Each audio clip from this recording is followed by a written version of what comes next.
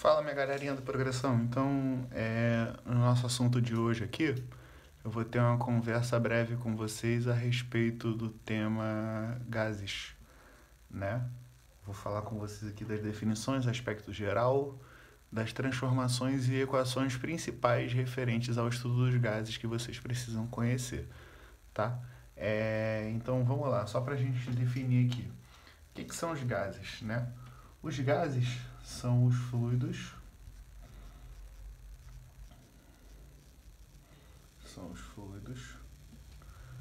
de menor organização na natureza, né? Quanto mais organizado for um sistema, né, mais ele tende a se aproximar do estado sólido, enquanto ele é menos organizado, ele se aproxima mais do estado gasoso. Então ele é o menos organizado na natureza, né? Algumas coisas importantes aqui que vocês precisam conhecer, uma terminologia, né? Qualquer gás nas condições normais de temperatura e pressão, e aí entendam, condições normais de temperatura e pressão, 1 atm e 27 graus Celsius, né? Ou 300 Kelvin, e vocês já entenderão por que eu estou falando em 300 Kelvin, ocupa o volume de 22,4 litros, né? Isso para 1 mol de qualquer gás, tá? 1 mol de qualquer gás, ok? 1 mol, tá? E aí, antes da gente começar a estudar as equações, vocês precisam aprender algumas validades que devem ser consideradas, devem ser levadas em conta aqui, né? Vocês precisam aprender o que é um gás ideal. Um gás ideal é definido basicamente por 4 critérios, tá? 4 critérios. O primeiro critério para que eu considere um gás ideal: a pressão é igual em todos os pontos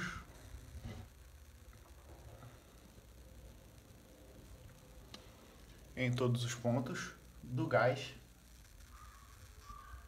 e do recipiente, tá? Na realidade, isso acontece? Não, isso não acontece, mas vocês precisam considerar essa mentira número 1 aí, que a pressão é igual em qualquer ponto do gás e do recipiente onde o gás esteja contido, tá? Segunda condição para que eu considere um gás ideal: não existe interação eletrostática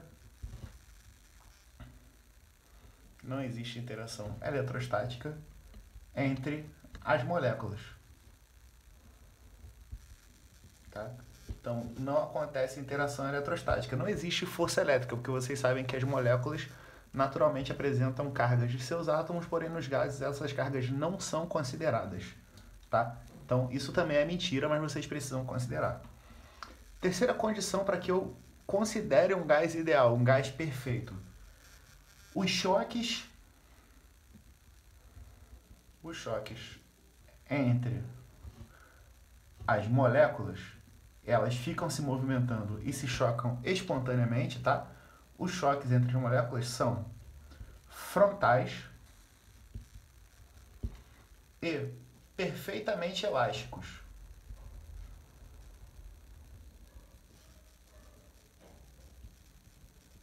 tá? O que isso aqui garante para mim? Isso aqui garante que não ocorre perda de energia espontânea do gás. É mentira? É mentira, mas vocês precisam acreditar também nessa mentira. E nossa quarta condição aqui: não ocorre liquefação em gases perfeitos, tá? Que história é essa de não ocorre liquefação? Vocês já experimentaram pegar um bujão de gás em casa e sacudir ele, e vocês tiveram a impressão de que ele estava cheio de água? Então, pois é, isso acontece porque quando vocês colocam um gás a uma determinada pressão, as moléculas tornam-se tão próximas umas das outras que o sistema começa a se tornar naturalmente mais organizado. Então ele vai passando do estado gasoso para o estado líquido. Ah, entendi. Então parece que o negócio está cheio d'água, mas não é que colocaram água dentro do bujão para forjar. Não, para de assistir essas coisas na Globo e acreditar que colocaram água dentro do seu bujão para estragar o negócio. Na verdade, é porque acontece liquefação no caso de um gás não ideal, né? Que é a situação real da brincadeira. Tá? Depois de conhecer essas 4 condições que determinam o que é um gás perfeito, a gente começa a falar da equação de Clapeyron. Essa equação, tá? Essa equação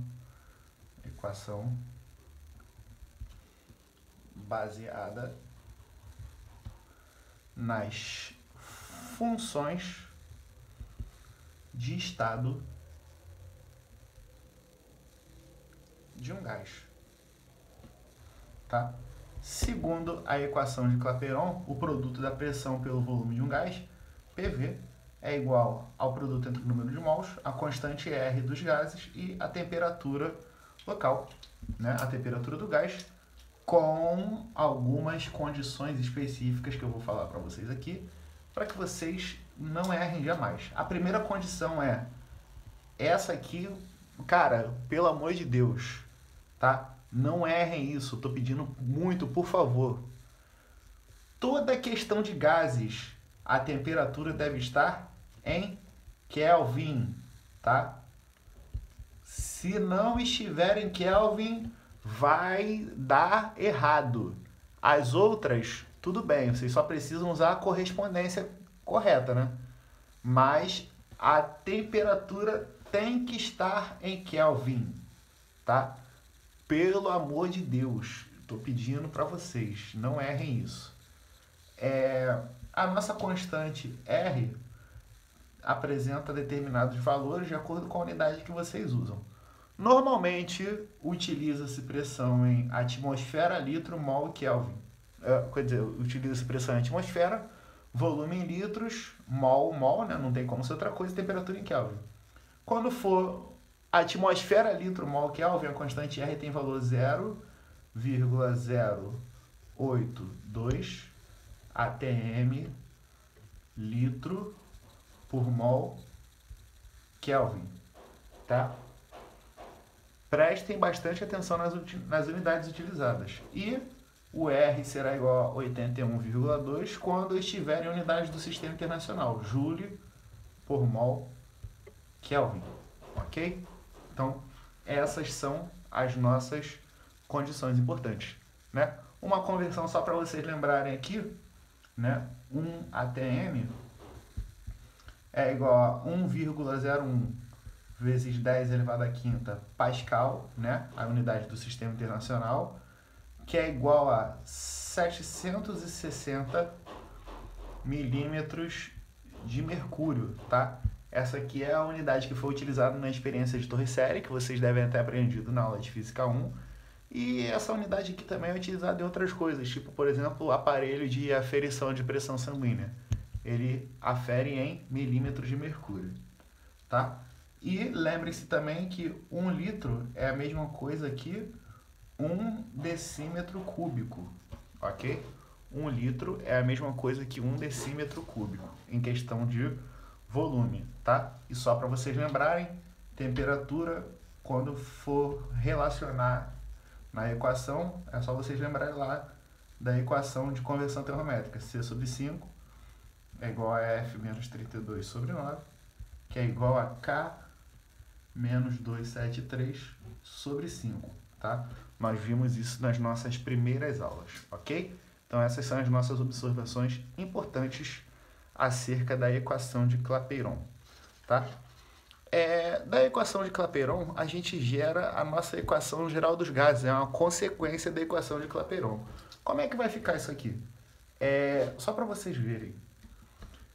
Eu tenho lá que PV igual a nRT, né? Então eu vou passar as variáveis número de mols e temperatura para o outro lado dividindo. Então, PV sobre N vezes T é igual a R, certo? Só que o R é uma constante. Ou seja, esse PV sobre NT é uma constante em qualquer gás. E daí, se isso é uma constante, quer dizer que variando as funções de estado, PVT, Povotó, né? Eu tenho lá, ó, PVT, pressão, volume e temperatura numa situação qualquer, tem que ser igual a pó, vó, tó, numa outra situação de temperatura qualquer. Isso, né, essa equação eu coloquei para vocês, porque vocês estão mais habituados, né? Essa equação aqui, tá? Só para vocês terem noção, ela é válida se não houver vazamento de gás, tá? Esse tipo de questão com vazamento é muito velha, mas eu vou colocar para vocês aqui porque vai aqui, né? Que a gente não sabe quais são as tendências dos nossos exames de admissão às faculdades no momento, né? Mas a equação original mesmo é pó, vó, nó, tó, porque eu tenho que ter o número de mols aqui, ó, já que o número de mols faz parte da constante, é igual a PV sobre NT, tá? E aí existem algumas transformações muito legais aqui, tá? Que eu preciso comentar com vocês rapidinho, né? Inclusive alguns conceitos que eu acho que são um pouco mal explicados na apostila e nos livros de física em geral, tá? Geralmente eu vejo essa besteira em quase todos eles. São sobre as nossas transformações quando alguns parâmetros ficam iguais no início e no fim da transformação. A nossa primeira transformação é a transformação isotérmica, né? Aí se vocês forem ler em qualquer lugar, vocês vão ver lá, a transformação isotérmica é a transformação em que a temperatura se mantém constante ao longo do trajeto? Não, tá? A transformação isotérmica não precisa ter temperatura constante. A transformação isotérmica precisa ter temperatura final igual à temperatura inicial. Ela não precisa ser constante. Não importa o que acontece no meio do caminho. Se a do começo for igual a do fim, ótimo. A transformação é considerada isotérmica, né? E aí, como consequência matemática, né, na formação dessa lei aqui, lei de Boyle, eu tenho lá, ó, PVT, pó, vó, tó, né, PVT, pó, vó, tó. Se as temperaturas final e inicial são iguais, eu posso eliminar essa variável e aí eu tenho lá a minha equação para gases perfeitos. Ó, vó, pressão vezes volume é igual a PV, né? Gráfico característico de transformação isotérmica é esse que vocês estão observando aqui do lado. Essa curva caracteristicamente chama-se isoterma, né? De transformação isotérmica. E quanto mais afastada da origem, maior a temperatura. Então, se eu disser aqui que eu tenho as temperaturas T1, T2 e T3, a temperatura T1 é maior do que a T2, que é maior do que a T3, tá? Quanto mais afastado do gráfico tiver a curva, maior a temperatura, tá? A nossa transformação isométrica, isocórica ou isovolométrica, segundo a lei de Charles, tudo isso quer dizer a mesma coisa, né? Aí vocês vão olhar lá no livro e falar, a transformação é volume constante. Não! Não é volume constante, é volume final igual ao volume inicial. O que acontece no meio do caminho não importa, tá? Importa momento, final, inicial. Então, eu tenho lá na minha equação PVT, pó, vó, tó, PVT, pó, vó, tó. Se o volume final é igual ao inicial, eu posso eliminar a variável do volume e aí PT, pó, tó, lei de Charles, tá? E a nossa transformação isobárica. Só para vocês verem, tá?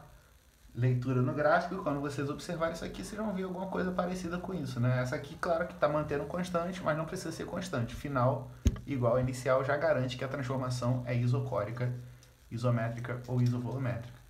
E transformação isobárica, lei de Gay-Lussac. Essa aqui é quando a pressão final é igual à pressão inicial, né? E aí eu tenho lá na minha equação PVT por Votó, PVT por Votó, né? Se a pressão inicial é igual à pressão final, eu posso eliminar a variável pressão. E aí eu tenho lá, ó, VT Votó, ok?